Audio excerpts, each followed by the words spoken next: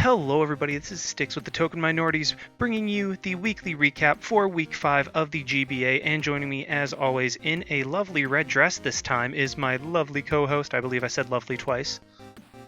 What is going on, GBA? I am the Confusion, and I promise I am not wearing a red dress. Sorry, purple or scarlet or whatever you want to go with. There you go, that's a little bit more accurate. I appreciate the accuracy. But anyway, wardrobe aside, let's just go ahead and jump right into what you guys want to hear about, and that is the battles. Starting off, we have the San Francisco Arcaniners coached by George versus the Tampa Bay Luxrays and Mono. Now, San Francisco brought Latias, Infernape, Nidoqueen, Forretress, Gardevoir, Snorlax, and Tampa Bay brought Mandibuzz, Garchomp, Azumarill, Lantern, Bronzong, and Emboar. Due to my bias toward my favorite UU Pokemon, I noticed at Team Preview that George's Nidoqueen has the potential to do huge amounts of damage with Sheer Force boosted moves. However, its mediocre speed could have potentially hindered it to where Mono would have been able to play around it and cause it to do minimal damage. In a scout-heavy early game, Mono was unable to get a Skull Burn, while George was able to trick a Scarf onto the Bronzong. Defensive Pokemon reigned supreme, as while the offensive Pokemon were able to do some solid damage to each team, the majority of the battle consisted of Pokemon just not dying, whether that was Forretress constantly pain-splitting, or a Bronzong with a Choice Scarf somehow not seeming to get worn down at all. Eventually, Mono seemed to have the game potentially won with a +1 speed Garchomp, but Bandit Infernape saved the day as Mach Punch picked up the KO and averted that threat. With Garchomp down, Mono's win conditions were gone, and George was able to just apply enough pressure to knock out the rest of Mono's team with Nidoqueen. And while I do have to give props for Perish Trap Azumarill, just wasn't able to do enough. Yeah, I have to agree with you on some certain aspects. This is one of those battles where you would think if you look at the team preview, you would see that one team can do better than the other. But in this scenario, you kind of look at these Pokemon and say, well, it can kind of go either way. And that's pretty much what was kind of happening. It was kind of going either way. You didn't know which team was kind of gaining the momentum. But towards the end, the offensive pressure that George had was a little bit too much for the Tampa Bay Luxrays and Mono to handle. Even though it was kind of like a bulk fest, you didn't really know which Pokemon were going to die and when, but towards the end, he did have the offensive momentum that kind of took him the game in the end, which is interesting to see, because when you just look at their teams, you don't see a Pokemon that just wrecks through. Maybe Emboar looks like he could do a lot, but then you have Latias on the other team. So it was something that you would think, oh, you can look at team preview and see how the matchup would go. But this was a scenario that didn't really go that way. So it was interesting to see how the match actually played out. Right now we're going to go into the next match, which is the Borussia Donphan up against the San Diego Chargers. The Borussia Donphan brought Landorus Eye, Mega Alakazam, Raichu, Shaymin, Vaporeon, and Mesprit, while the San Diego Chargers brought Keldeo, Mega Ampharos, Sneasel, Jirachi, Togekiss, and Haxorus. And before we even get into this whole mess, yes, this is MV's first loss, and it is a pretty brutal loss, a 5-0 loss, something people didn't expect. You would think MV would kind of go down to the wire with their opponent, but no, the Borussia Donphan, which actually don't have the best record, decided to be the first one to beat MV in the league. No one is now currently has a win streak, which is pretty interesting, but going into the match itself, this is a match you could see certain Pokemon doing really well straight from Team Preview. The Landorus Eye answers were minimal. You have the Jirachi with the Shuka Berry, you have Sneasel being Scarfed. But other than that, once those Pokemon were gone, which Lars was able to do extremely effectively, Landorus Eye was able to just come in and click Earth Power. MV was trying to predict a lot, and clearly those predictions did not pay off. A lot of those predictions costed him certain Pokemon almost every single time. Also, Raichu just being able to come in and click Volt Switch, and MV not being able to switch out. He just didn't have the right answers for those two Pokemon combined, and that's pretty much the entire battle. It was pretty much Raichu and Landorus Eye just taking in control. Mega Alakazam was there, Shaymin was there, Mesprit was there, but they pretty much only came in once so that Landorus Eye and Raichu could come in, take the momentum, and just finish off that game very, very quickly. Yeah, watching this battle, it really did not look like the MV we had come to know, and I actually finally figured out that it was in fact Blunder that was battling instead of Envy, so I think that explains a little bit of what happened there. But really, I mean, this battle was just a testament to how powerful the entire league is, to where you can take a team that was at the top of the entire league and put them up against a team that, I mean, is very, very good, but hadn't really shown anything spectacular at this point, and that team can just blow the winning team out of the water. So that was really kind of cool to see. And I mean, what wasn't overall super cool to see was the battle in general, because it was just kind of death fodder for Landorus the entire time. I mean, Sneasel did get a low roll, but at that point I think that the only difference that made in the game was differential as opposed to actual, like, whether it would be a win or a loss. So I mean, it was really cool to see, and this league is so incredibly powerful. But anyway, unfortunately, we will not have an undefeated champion, but you know what? That's kind of what we expected going into this. Jumping on over to the next battle, we have the San Jose Sharpedos, coached by Tom, versus the New Orleans Pelipers, coached by John. Honestly, the only thing that really stuck out to me at Team Preview was the Gen 5 sprite of Gastrodon among the Gen 6 sprites of every other Mon on both teams. And since nothing stuck out, I thought that this would be a very, very good and close match. Unfortunately, I ended up being wrong. Tom seemed to have decent control early on, as he was able to burn a couple of John's pokes, but really this match just became darn near unbearable to watch, as no one could seem to break the other's team. Finally, turn 32, Amon was taken out as Mega Lopunny took out the Jellicent, and from there, Stealth Rock and Walls won the game for John, as Tom really just couldn't do much of anything to him, and John wore everything down for a very, very straightforward 6-0 win. Yeah, this was a bulk war. This was Pokemon that, just like previously with the Arcaniners up against the Luxrays, a battle where you can't really tell from Team Preview who's going to win. Mega Lopunny and Reuniclus and Gastron and Scavalier and the newly picked up Miltank were too much for Tom to really handle. There was efforts with Sylveon and certain Pokemon, even Tom picking up Gligar and using it, but you could just see that the bulk on one team wasn't enough for the other team to handle. A very long, drawn-out match, not that much to talk about, although I know a lot of you guys like to comment that we do miss out on some points, and if we do, again, we're not here to cover absolutely everything. There's a lot of key points that we're going to miss, but if you feel the need to talk about them, please let us know in the comments, because we read them all. But other than that, this was a pretty drawn-out battle that ended up in a 6-0 conclusion that wasn't expected, but ended up happening. So, really interesting match to see, and not going to be the first one, or the last one. But next up, we're going to talk about the New York Metapods up against the Boston Red Sox. Dan brought Medicham, Victini, Rotom-Wash, Dragalge, Ferrothorn, and Flygon, and the Boston Red Sox brought Huron Black, Pangoro, Mega Venusaur, Darmanitan, Skarmory, and Meowstic. We have the initial lead up with Flygon up against the Darmanitan, but just skipping around into the battle, as you can see, the answers to Huron Black don't really exist, other than the Ferrothorn with the berry to reduce fire-type damage, expecting the hidden power fire, which we didn't actually see. We did see an Ice Beam freeze, though, which did help take out the Ferrothorn with the Hammer Arm from Pangoro. Other than that, we have an interesting few turns with Victini and Skarmory, which I'm sure a lot of us are probably a little confused about.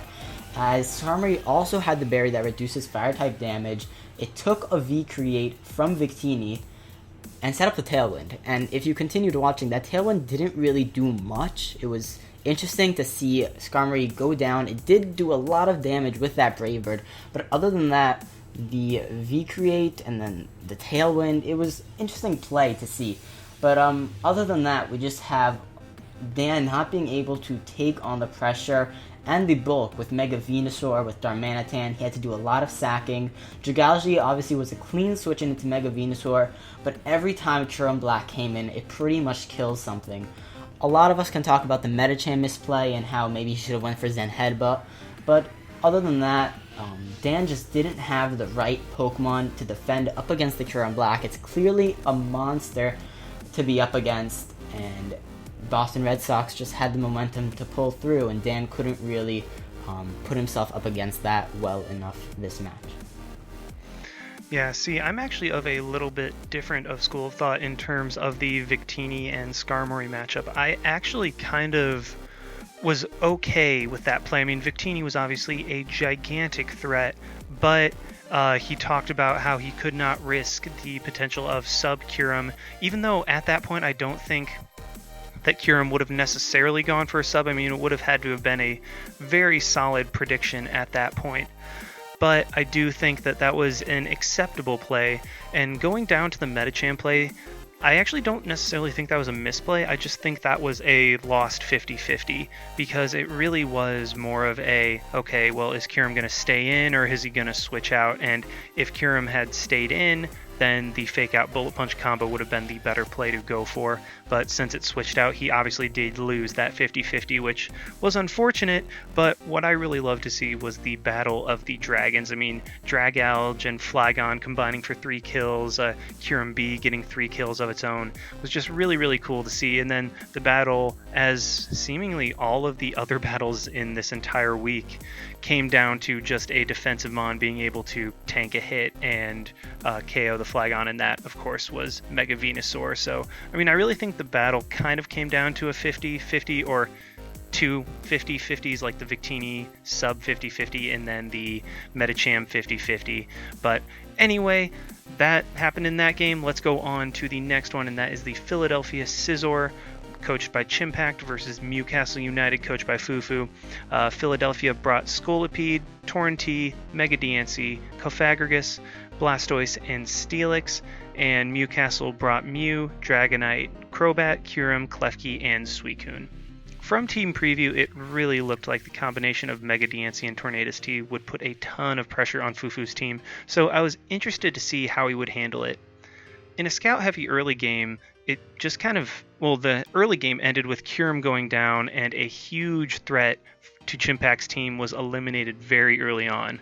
From there, nothing really seemed to happen, as both players just made very safe plays to scout and prevent any surprises from taking the game. It was truly a war of attrition, though, as Chimpact's goal was to wear down Fufu's team with hazards taking their toll, and ultimately Fufu just had nothing for Chimpact's team, as he couldn't even manage to take out a single poke. I mean, although Scolipede and Steelix both only lived around 1%. Yeah, you pretty much said everything I was about to say. This battle, again, another 6-0, another drawn-out battle lasting around 69 turns. Again, these huge battles this week. It's the last 6-0 we see this week. But again, another drawn-out battle where there's a lot of switching, a lot of minimal damage, but not much actually happening. There's so much little things trying to get into each other's heads that not much could actually happen until towards the much late game. Obviously, Steelix getting that kill early game, but a lot didn't really happen after that. So I just have to agree with you on all the points you mentioned. So other than that, let's move on into the next game, which is the Atlanta Haluchas up against the Real Marill. Fizz brought Mega Scizor, Rhyperior, Heliolisk, Porygon 2, Volcanion, and Zoroark, and Miguel brought Uxie, Roserade, Mega Blastoise, Talonflame, Weavile, and Guja. And this was also just a battle of Pokemon up against different Pokemon and just well, I mean, predictions. Isn't every single battle Pokemon against Pokemon? You gotta let me finish. You gotta let me finish. I'm talking about how when one Pokemon is up against the other, it can just get a kill. So basically what happened is you have a lot of switching between Weavile getting kills, Volcanion not getting any kills actually because of Guja being a phenomenal answer to that. The misplay not really a misplay, but Miguel didn't see the Zoroark acting up as the Scizor, Mega Scizor, and took a huge knockoff, making words, allowing the Guja to fall and not be a good answer to Volcanion anymore because it's not there, but Volcanion fell later on with a knockoff. Other than that, we have the Bullet Punch onto the Weavile, so it couldn't get that natural gift off, which is actually really important. Later on, we have obviously the Thunder Wave on the Talonflame, which I think ended up mattering at the end. Not sure if the Stealth Rocks did kill Zoroark, although that could have been that own mind game within itself with Sucker Punch, just like Miguel said in his battle. But other than that, we have a lot of interesting plays. We have Rhyperior and the Megahorn, Heliolisk coming in, Volt switching. Porygon 2 didn't really do that much. Other than that, we have the Roserade getting a really big kill with a Technician HP Fire. But other than that, it's just big attacks that end up killing the Pokemon really, really quickly. So one of the quicker matches we actually had this week with only 25 turns, which is obviously quicker than these like 65, 69 turn battles that end up in 6-0s. This is another one of our 1-0 battles, which is what I was trying to say before, Pokemon up against Pokemon that could just kill each other a lot quicker than the other battles were. Well, hey, yeah. I mean, 25 is less than 69, so congratulations on being able to do basic math. But really, what this battle was another episode of what switches into Volcanion, and Miguel brought Goodra to the table, which really just kind of took hits from Volcanion. So we can have Goodra winning the what switches into the Volcanion game and winning 1 million Pokédollars, which is just the equivalent of a bike, so it's really not as much as you actually think. But Volcanion didn't do much of anything this battle at all, as it just kind of went down after doing like 10% to the Goodra.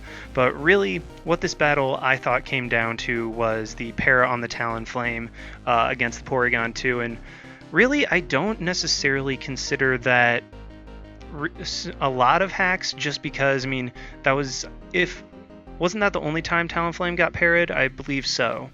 But either way, I mean, you use the yellow color for that chance, and if it coincides directly with the proper percentages, then I don't necessarily consider it hacks. But that was obviously huge and determined the game. But this, in a week of bulky matches, this was just a very nice offensive match that you could just watch, see things go down like every other turn, and just really enjoy the entire time. That being said, we're going to go ahead and jump right on over to the Utah Jasmine, coached by Coop, versus the Pittsburgh Piratas, coached by Tup. Utah brought Greninja, Empoleon, Weezing, Staraptor, Clefable, and Gliscor, while Pittsburgh brought Rotom-H, Liepard, Mega Pidgeot, Tangrowth, Excadrill, and Tentacruel. At Team Preview, I immediately noticed that with the proper coverage, Coop's Greninja could hit Tup's team incredibly hard with super effective attacks. Well, then again, with Greninja's coverage, you can pretty much hit anything in the game for super effective coverage. But overall, Team Preview looked pretty even, telling me that it would be a close and exciting match. Early on, tons of scouting, with Rotom Heat sustaining heavy damage from the Scarf Staraptor and eventually going down to the Empoleon, but not before Tup was able to get burns off on both of those pokes and also knock off the Clefable's leftovers. Really, this battle was just a battle of attrition, as Tup and Coop never really had one huge hit, but rather a bunch of small hits that resulted in knockouts. Ultimately, the match came down to how many hits Coop would get with Water Shuriken from Greninja, and it just wasn't enough, as Excadrill was able to survive and knock it out with Earthquake. I would like to point out that the crit knockoff on the Clefable was unfortunate, although I'm not completely sure how or if it would have ultimately impacted the outcome of the game. So as much as I also want to give my input on this match, I really just want to get onto the next match, which I think is just the highlight of the match, which is the San Francisco Giants up against the Milwaukee Sawsbucks. Oh my god. Okay, so Gio brought Zapdos, Cresselia, Ditto, Mega Absol, Entei, and Nidoking, and Steve brought Heatran. I was absolutely ecstatic that Mega Absol was brought again. I'm ignoring you. Sandslash, Meloetta, Electivire, Gengar, Mienshao. So, this is, again, Steve's first win, MV's first loss. What a week, what a turning point in the 6th season of the GBA. So let's talk about this match. Basically, Gio brought a lot of interesting Pokemon. He brought 3 Scarfers in Ditto, Entei, and Nidoking, which didn't seem to exactly pay off, Entei being the only Pokemon to actually get kills. But Steve deserves a lot of credit for the team, although I don't want to praise him too much because I did get a personal fuck you. But other than that, he did indeed prepare and plan very well. The Meloetta did comfortably sit in front of the Cresselia towards the late game. It's amazing to see how he preserved it towards the end and how well it ended up performing. Gengar killing the Ditto with the Shadow Ball. The substitute set worked perfectly. We have, of course, the switches between Heatran and Cresselia, because Cresselia couldn't really touch the Heatran. Electivire being an interesting, threat, not really a threat, but it was just there and annoying for Zapdos to deal with. Zapdos also up against the Heatran was interesting with the Hidden Power Ground. Then we have that Ditto matchup up against the Heatran, in which Heatran, instead of bringing Earth Power, brought HP Ground in order to combat the Ditto, so that the Ditto, being Heatran, couldn't use Earth Power against the real Heatran. It can only use Hidden Power Dragon, although I think it's usually Hidden Power Dark, but it was Hidden Power Dragon in this case, which is still which is actually better because it's a resisted hit up against Heatran. Other than that, we have Entei getting his 2 kills with a Bulldoze up against the Heatran and the Sacred Fire up against the Gengar. But other than that, we have Sandslash being able to get some kills, and then Meloetta just snagging 3 kills towards the end. A lot of props for that. Mienshao with the momentum with the U-turn was also really great, and it's not like Steve won in a 1-0. Steve won in a 4-0. He had the game, he prepared well, and he deserves the credit, as much as Gio does too. Gio also prepares very, very well. Although this is his 2nd loss in a row, I do predict he's going to do better. His team just didn't match up that well up against the Meloetta. He didn't really see it as a threat, so he didn't really have the right Pokemon to deal with it towards the end. But it ended up cleaning through him at the end and gave us a really awesome battle to witness.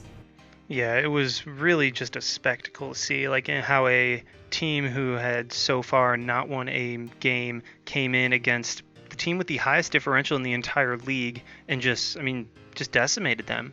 And really, the MVP for Steve's team, while you could argue that it was Meloetta, I just argue that it was that stupid little Pokédoll that sits in front of you when you go for a sub, because I think half his team had sub, and each time he used it was in a very, very crucial situation, and it just paid huge, huge dividends for him. I mean, getting rid of the Ditto and the Entei just because of the sub, and then obviously the sweep from Meloetta with a sub, neutralizing Mega Absol as a potential threat. So, I mean, props to Steve and Gio. I know that he's in a little bit of a slump right now, but, I mean, I know him. He'll bounce back. All right, now that we are done with the matches, let's go ahead and jump right on over to the league standings. And I mean, it's just kind of close all over. No team's undefeated. Every division leader is 4-1. I mean, Gio still has the largest differential at 9, but he is no longer in first place in his division as Tup has passed him up. And MV just lost all of his differential points this week. I mean, he's 4-1 with +6, which is worse than George and also worse than Fizz. So, I mean, this league, anything can happen, and it's just a testament to how powerful all of these trainers are. Yeah, I gotta emphasize, we have 12 weeks and we're only pretty much halfway through with them. So much can change, you guys don't understand. So you gotta pay attention to these matches. Every week is a different week that provides different differentials, different teams winning. You really don't know, especially, again, we'll all emphasize it 1,000 times, all these analysts. This competition is brutal, so anything can happen. And I also want to emphasize that even though you see these trainers and these battlers who are at the bottom, they are still extremely good competitive battlers. Ajav is still an extremely good competitive battler. All his battles are really, really close, so you can't underestimate or undervalue these teams because they can do very, very well. So other than that, same with Fufu and Tom. I mean, all of the bottom guys in each division have potential to make a run and make the playoffs. They can all do really well, so you have to watch out for them, and it's just going to be exciting to see which teams end up being the underdog, because there always is that underdog, and I'm excited to see how that is. So let's move into the league leaders, which is these Pokemon who are the MVPs, getting the most kills and the best differentials. Sitting up at number 1 after some brutal kills this week, we have Landorus Incarnate from the Blue Russia Dawn fans with 9 kills, 2 deaths, and a +7 differential. Then we have Mega Lopunny from the New Orleans Pelipers, also with 9 kills but 3 deaths, putting it at a +6 differential. And then we have Mega Diancie with 8 kills and 2 deaths from the Philadelphia Scissors. Next up, we have our beautiful Infernape that we both seem to love to praise. Infernape is one of my favorite Pokemon. I played Gen 4 like a maniac, so I love Infernape. So seeing it get those 8 kills and 4 deaths with a +4 differential is very cool to see. Then we have Latias and Salamence, both with 7 kills and 1 death. Then we have Jirachi with 7 kills, 3 deaths, along with Tornadus Therian. And then we have Entei with 6 kills and 2 deaths, and Kieran Black with 6 kills and 3 deaths. Yeah, I mean, really, if you look at this, you just see a bunch of dragons in there, which is not surprising at all. But, I mean, Landorus Eye being at the top, I mean, is probably the least surprising out of all of these, because that thing is just a huge threat and just hits so insanely hard. One thing, my bold prediction for the MVP race, Kieran Black, I think, will probably be in the top 5, if not top 3 by the end of the season, just because that thing is so versatile and so dangerous. Well, I think that is all from us here. Thank you guys very much for watching. Like, comment, subscribe, all of that stuff. And this is Styx, signing out. Peace.